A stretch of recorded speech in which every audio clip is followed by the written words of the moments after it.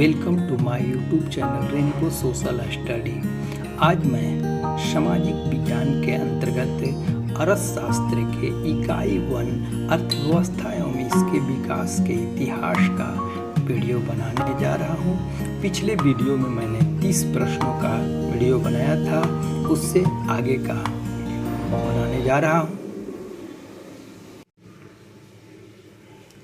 31वां प्रश्न है, देश के सब्जी उत्पादन में बिहार का स्थान है। दूसरा है, सब्जी उत्पादन में बिहार का दूसरा स्थान है। पहला स्थान पश्चिम बंगाल का है।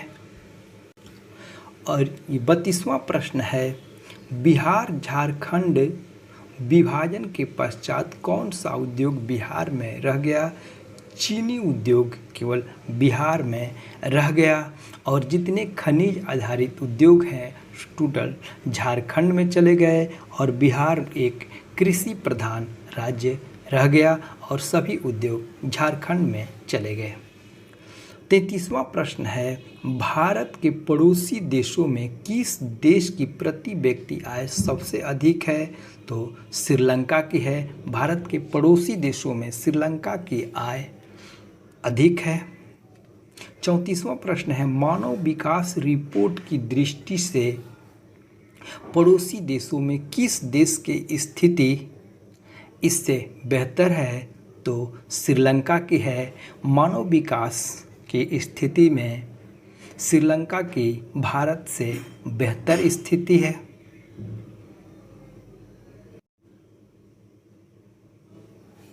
35वां प्रश्न है, आर्थिक विकास का गैर आर्थिक कारक कौन सा है? ये सामाजिक संस्थाएं ये गैर आर्थिक कारक है। 36वां प्रश्न है, जनसंख्या वृद्धि से आर्थिक विकास की गति मंद हो जाती है। जैसे जैसे जनसंख्या बढ़ती जाती है आर्थिक विकास की गति मंद हो जाती है। 37वां प्रश्न है, जनसंख्या की दृष्टि से बिहार का भारत में कौन सा स्थान है? तीसरा स्थान है। जनसंख्या की दृष्टि से उत्तर प्रदेश का पहला स्थान है, दूसरा स्थान महाराष्ट्र का है और तीसरा स्थान बिहार का है। 38वां प्रश्न है, बिहार के विकास के बिना भारत का विकास संभव नहीं है। यह कथन पूर्व राष्ट्रपति APJ अब्दुल कलाम का है।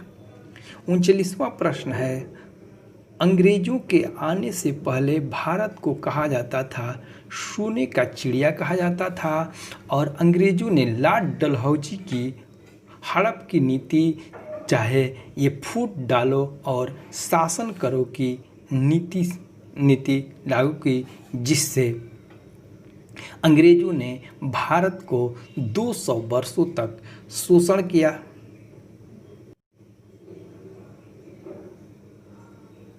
चालीसवां प्रश्न है, अंग्रेजों ने भारत पर कितने वर्षों तक शासन किया?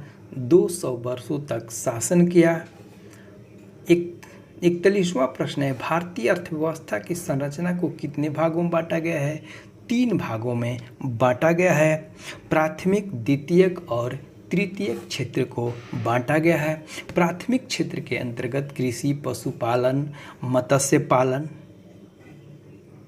इत्यादि को शामिल किया जाता है और द्वितीयक क्षेत्र के अंतर्गत उद्योगों को शामिल किया जाता है जिसमें निर्माण उद्योग और तृतीयक क्षेत्र के अंतर्गत सेवा क्षेत्र को शामिल किया जाता है जिसमें बैंक, परिवहन, संचार, स्कूल, कॉलेज, अस्पताल, होटल इत्यादि को शामिल किया जाता है।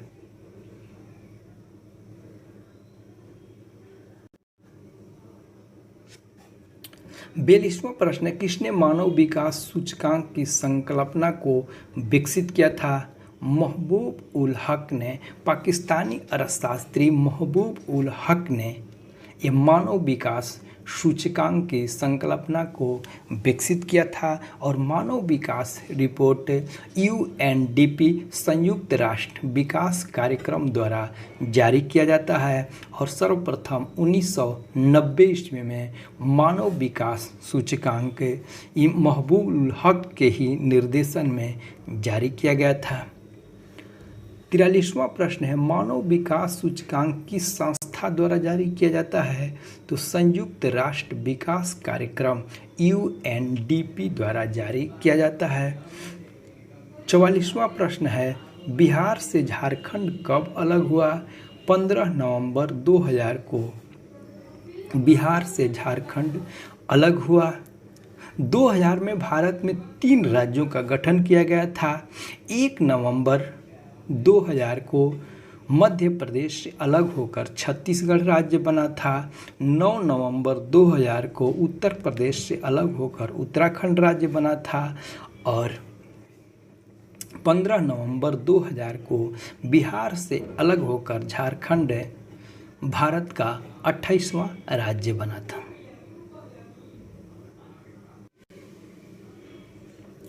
पैंतालीसवां प्रश्न है, योजना आयोग द्वारा ग्रामीण क्षेत्रों में कितनी कैलोरी से कम ऊर्जा उपभोग करने वालों को गरीबी रेखा से नीचे माना गया है? 2400 कैलोरी। ग्रामीण क्षेत्रों में 2400 कैलोरी से कम ऊर्जा उपभोग करने वालों को गरीबी रेखा से नीचे माना गया है। 46वां प्रश्न है, शहरी क्षेत्रों में गरीबी रेखा के औसतन कम कैलोरी प्रतिदिन प्रति व्यक्ति का मानक भारतीय योजना आयोग द्वारा निर्धारित किया गया है। शहरी क्षेत्रों में ये 2100 कैलोरी से ऊर्जा कम उपभोग करने वालों को गरीबी रेखा से नीचे माना गया है। 47वां प्रश्न है, ग्रामीण एवं शहरी क्षेत्रों की संयुक्त कर संपूर्ण देश के लिए न्यूनतम कैलोरी ऊर्जा प्रति व्यक्ति प्रतिदिन निर्धारित किया गया है। ये 2250 कैलोरी ऊर्जा, ये भारत का औसत कैलोरी ऊर्जा उपभोग लगे है।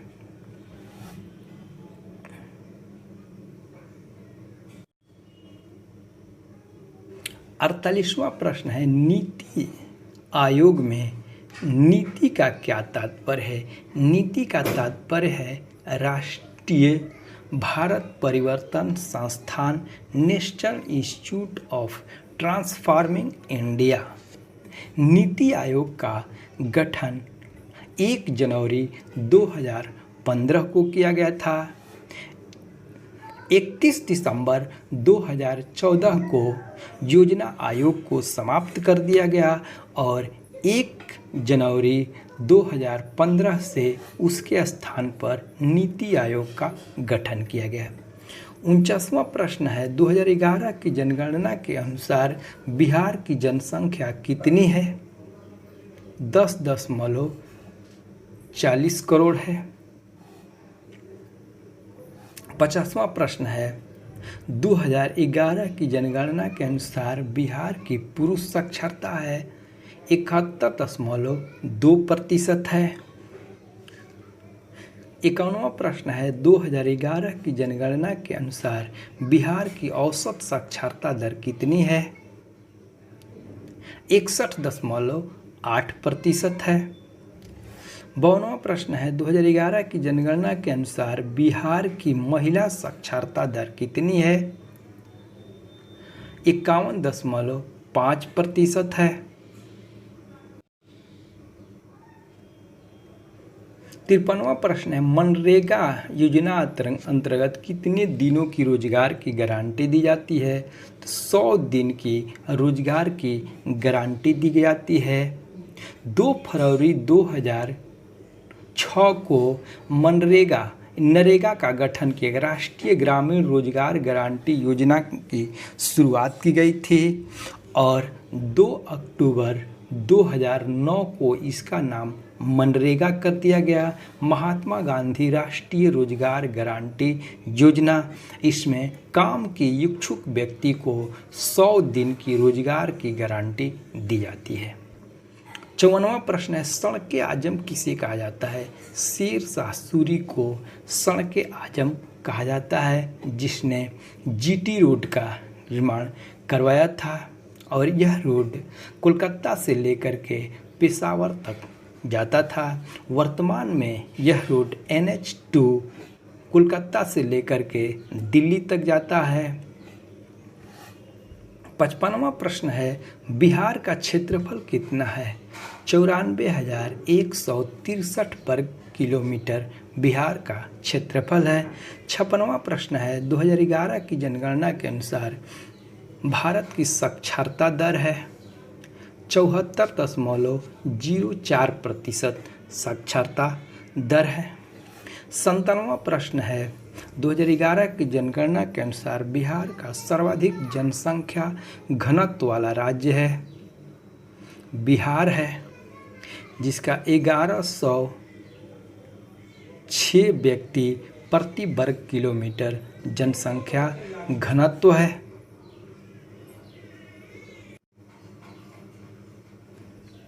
98वां प्रश्न है आर्थिक क्रिया का उद्देश्य होता है जीविकोपार्जन।